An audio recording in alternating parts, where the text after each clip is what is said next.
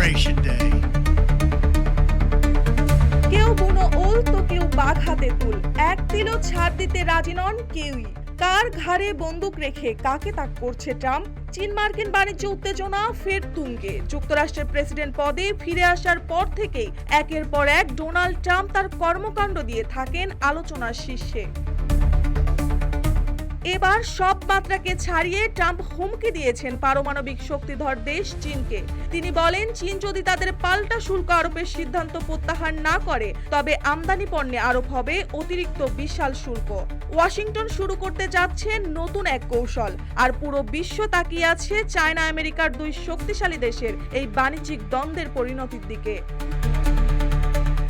যুক্তরাষ্ট্র চীন বাণিজ্যিক সম্পর্কে যেন ধীরে ধীরে রূপ নিচ্ছে ঠান্ডা যুদ্ধের নতুন সংস্করণে। প্রেসিডেন্ট হিসেবে দ্বিতীয় মেয়াদের দায়িত্ব নিয়েই চীনকে নিয়ে কড়া অবস্থান নিচ্ছেন ডোনাল্ড ট্রাম্প।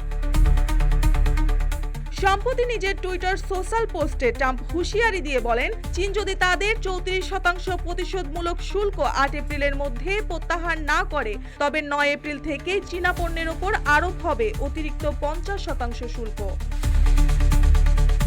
এরই মধ্যে চীনের ওপর 34% অতিরিক্ত শুল্ক আরোপের ঘোষণা দিয়েছেন ট্রাম্প, যা কার্যকর হচ্ছে এই বুধবার থেকে।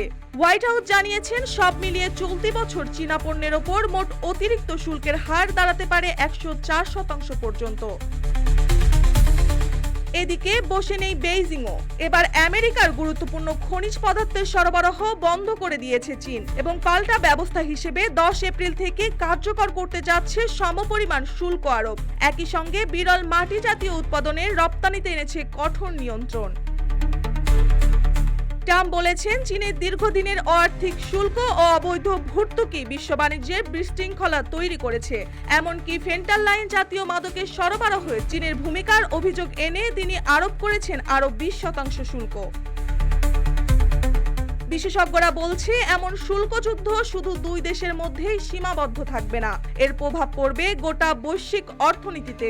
চীন মার্কিন এই বাণিজ্য সংঘাত কতদূর গড়াবে সেটাই এখন দেখার বিষয়। তবে একথা নিশ্চিত, এই লড়াইয়ে কোনো পক্ষই সহজে হাল ছাড়তে রাজি নন।